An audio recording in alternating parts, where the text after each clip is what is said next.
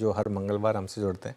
आइए उनसे समझते हैं कि उनका इस समय क्या मूड माहौल है। Sushil ji, good morning.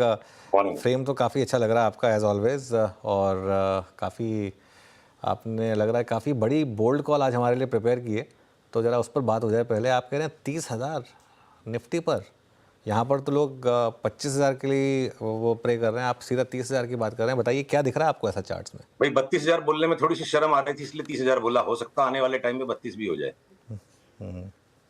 तो 30, पहले 30 से ही शुरुआत कर लेते हैं, 32 के चलिए। बाद में बात करेंगे। हाँ, तो हाथ कंगन को आरसी क्या, पढ़े लिखे को फारसी क्या।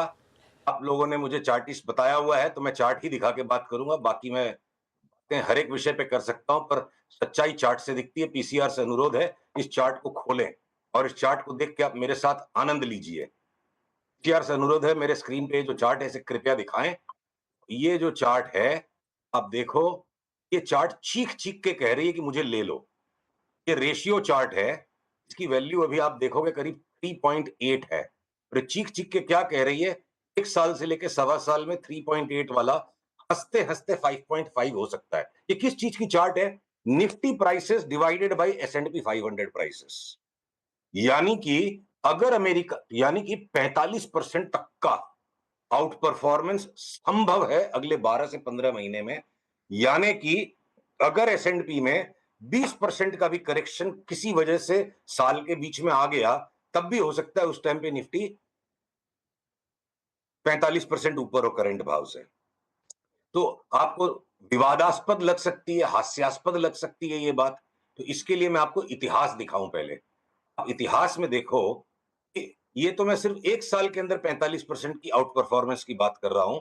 ऐसा दौर भी आया है आपकी ही मेरी लाइफ टाइम में, बहुत ज्यादा पुराने समय में नहीं, 2001 से लेके 2010 तक लगातार 10 साल में हमने 8 गुना कर लिया। यानी निफ्टी को कोई लॉन्ग करके S&P शॉर्ट कर देता तो 8 गुना हो जाता। 10 साल में अगर 8 गुना हो गया, 5 साल में 4 गुना हो गया, तो अप्रोक्सीमेटली 35% की कंपाउंडेड आउट परफॉर्मेंस 10 साल तक लगातार आई है। तो 1 साल में 45% की आउट परफॉर्मेंस आ जाना बिल्कुल भी बड़ी बात नहीं है। जब पिछले 15 साल से हम करीब करीब साइडवेज रन कर रहे हैं, इंडिया की जो यूफोरिया का मोमेंट है, ये किसी भी एक बुलिश फेज में या बेरिश फेज में, जनरली मार्केट के 3 इमोशनल स्टेट होते हैं। पहला स्टेट बिल्कुल अविश्वास का। कोरोना के क्रैश में किसी को विश्वास नहीं हुआ कि निफ्टी यहां से वापस घूम करके अंट शंट तेजी हो जाएगी। 2020 में अनुज आपकी मेरी स्क्रीन पर बिल्कुल जबड़ा jaw falling on the floor वाली बातचीत हुई थी 7,500 निफ्टी पे, कि हम वापस 12,000 और उसके ऊपर निकल रहे हैं। और उसके बाद एक कॉशियस फेज आता है, कॉशियसली बुलिश। वो हमने 22-23 में पूरा कर लिया।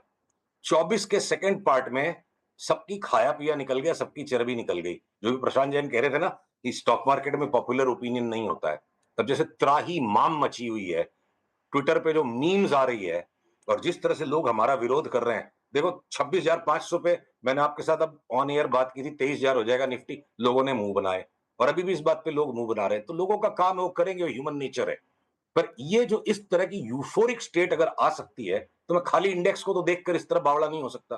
तो हमने लास्ट 15 दिन में अनुज तकरीबन बाजार की हर एक चार्ट को गहराई से निचोड़ा और बहुत कोशिश की कि ऐसे कोई स्टॉक्स हमें मिल सकते हैं जिनमें शॉर्ट सेलिंग करके यहां से 20-30% बन जाए।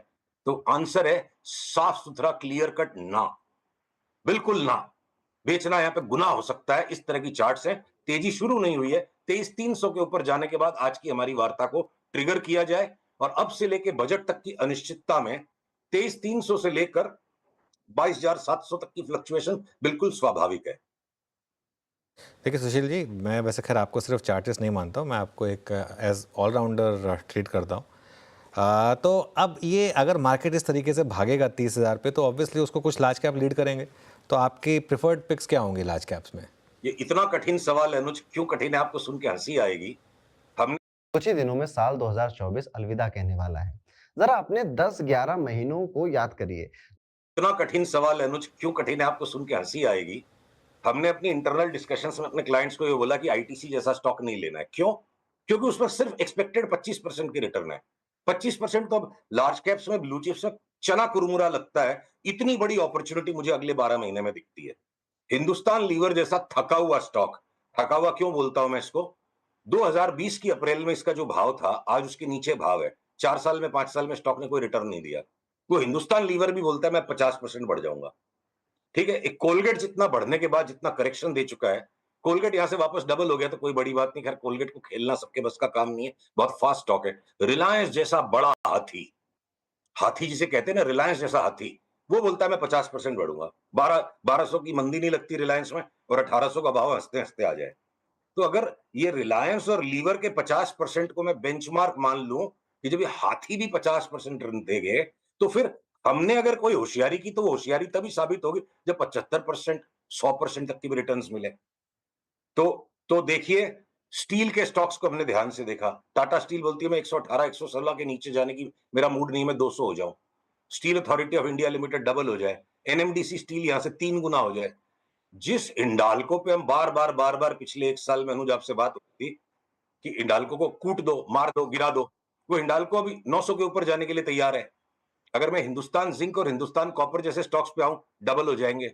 मैं स्मॉल फाइनेंस बैंक पे आऊं, ये एयू बैंक जैसा भी जो रिजल्ट आ गया, नंबर आ गया, चार्ट चीख रही, 800 850 का भाव हो जाएगा। सारे स्मॉल फाइनेंस बैंक, जाना स्मॉल फाइनेंस बैंक एक ही दिन में 20% उस दिन उछल गया था। तो पता नहीं निर्मला मैडम क्या देने वाली है कि स्मॉल फाइनेंस बैंक्स लग रहे सारे आसमान के ऊपर चले जाएंगे। जिस एलआईसी पे हम लोग लगातार 1 साल तक करेक्टिव मूड में थे, वो हो लिया एलआईसी का करेक्शन। 1300 1400 का भाव एलआईसी लगता है। एसबीआई इंश्योरेंस, लाइफ इंश्योरेंस या आपके एचडीएफसी लाइफ, ये सब लगते न्यू हाई में चले जाएंगे। तो अनुज, बहुत ही कम स्टॉक्स हैं जिनमें कभी कभी टाइम टू टाइम कोई मार्केट में करेक्टिव फेज आएगा, तो पोर्टफोलियो हेजिंग के लिए क्या पता इन्फोसिस, टीसीएस, विप्रो कमजोर रह जाएं, क्योंकि ओवरऑल नैस्डैक की वीकनेस में इनमें सिंपैथी आई। पर बिरला सॉफ्ट जैसा छोटा जो आईटी का स्टॉक है, अब वो भी तैयार हो गए, इसकी चार्ट 2 गुना 2.5 गुना उसका भी भाव हो जाएगा। तो जैसे हास्यास्पद लगती है शुरू में कोई भी बुल मार्केट जब स्टार्ट होती है, फिर वो विवादास्पद लगती है, और उसके बाद एकदम से जो फ्रेंजीड कंसेंसस आता है, जैसे 26,500 पे फ्रेंजीड कंसेंसस था, और हमें लोग उस नजर से देख रहे थे, पता नहीं ये कौन से पागल खाने से छूट के आया है। तो सेम बात आज भी सबको महसूस होगी। ये ही ह्यूमन नेचर है, यही स्टॉक मार्केट का नेचर है, यही हमेशा से क्राउड्स का बिहेवियर है। मेरे को 2025 में खतरनाक भयंकर तेजी नजर आती है। क्या पता डॉलर इंडेक्स 15% घट जाए और इंडियन रूपी 12-13% अगर स्ट्रांग हो जाएगा, 25% तो निफ्टी उसी में हंसते हंसते बढ़ जाएगी। तो हमने, एक बात पूछता हूं मैं, उल्टी बात करते हैं चलो। जिस दिन चुनाव के नतीजे आए, मोदी सरकार की सिर्फ 240 सीटें बची। लास्ट 10 साल में भारत के लिए इससे बड़ी कोई विपदा की परिस्थिति थी नहीं। सबका ओवर कॉन्फिडेंस जो था, एक झटके में इंडिया का कॉन्फिडेंस पंक्चर हो गया। गवर्नमेंट तो कमजोर हो गई। 21,000 की निफ्टी एक झटके में हो गई। कोई ने सोचा था 26,000 की निफ्टी फटाफट आ जाएगी वहां से? तो हमारी जो कल्पना है, उसको हम अपनी बुद्धि समझने की गलती कर लेते हैं, और सबकी कल्पना सीमित है। और यथार्थ जो है, सच्चाई जो है, एक क्राउड की जो ताकत है, करोड़ों लोगों की जो ताकत है, वो हम सबकी कल्पना से ज्यादा ताकतवर होती है। जिस दिन 240 सीट खाली थी गवर्नमेंट की और 21,000 का क्रैश लैंडिंग कर गया बाजार, और वहां से जिसने माल ले लिया उस क्राइसिस में, वो 26,000 तक हंसते हंसते बेच गया। तो उसी तरह आज जो क्राइसिस ऑफ कॉन्फिडेंस है, माल लेने की बात करने का मतलब पागलपन है।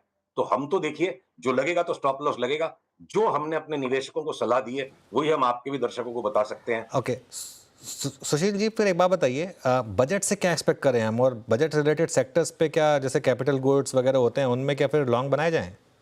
हाँ, तो देखिए, जो जो देखिए, बजट का एक्सपेक्टेशन और मार्केट उस बजट पे क्या करेगा, दो अलग अलग चीजें हैं। तो हो सकता है कि काफी साल हो गए हैं, गवर्नमेंट ने कोई इनकम टैक्स में कंफर्ट नहीं दिया है लोगों को, और जिस तरह से चार्ट्स का स्प्रेड है, जैसे एफएमसीजी के स्टॉक सारे 50 60 70% भागने तैयार हैं, या कंज्यूमर ड्यूरेबल्स व्हाइट गुड्स में भी बड़ी तेजी लगती है, सबकी चार्ट्स में तेजी लगती है।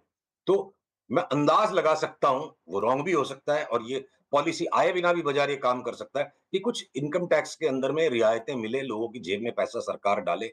और मुझे लगता है सरकार बड़ा एक्सपेंडिचर रेलवेज में और डिफेंस में तो डेफिनेटली अनाउंस करेगी। ये रेलवेज की और डिफेंस की चार्ट्स ना लड़ रही है हमसे कि पहले मेरे को ले लो, पहले मेरे को ले लो।